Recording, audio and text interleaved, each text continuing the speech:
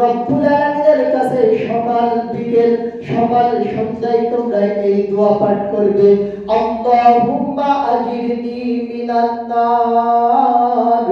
ও রব্বুল আলামিন, জাহান্নামের আযাব থেকে, জাহান্নামের শাস্তি থেকে তুমি আমাদেরকে পানাহ দাও।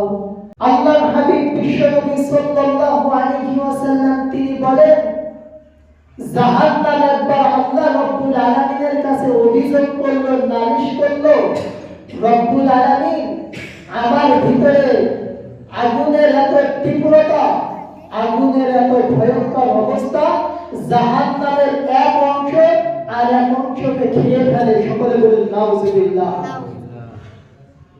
আল্লাহ রব্বুল আলামিনের কাছে বললেন, রব্বুল আলামিনের সমাধান কি?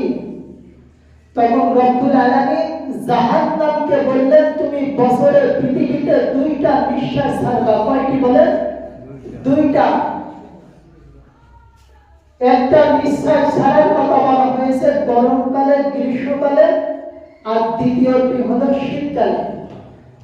তখন বুঝতে হবে আমাদেরকে, যখন অতিরিক্ত গরম পড়ে, গরমে আমরা লাফালাফি করি, গরম আমাদের সহ্য হয় না, বুঝতে হবে ওই সময়ে জাহান্নাম পৃথিবীতে নিঃশ্বাস ছাড়ে। কথা ঠিক কিনা?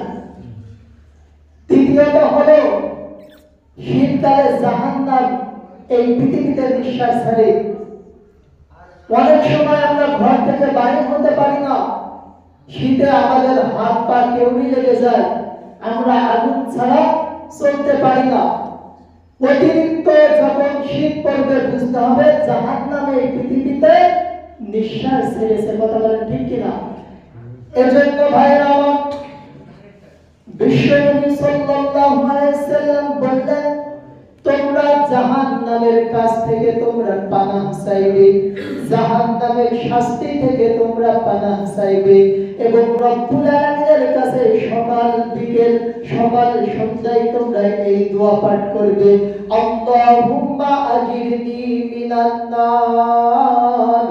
ও রব্বুল আলামিন, জাহান্নামের আযাব থেকে, জাহান্নামের শাস্তি থেকে তুমি আমাদেরকে পানাহ দাও। তাহলে শীতকালে প্রথম আমল, প্রথম করণীয় হলো জাহান্নাম থেকে আমাদেরকে পানাহ চাইতে হবে। কথা ঠিক?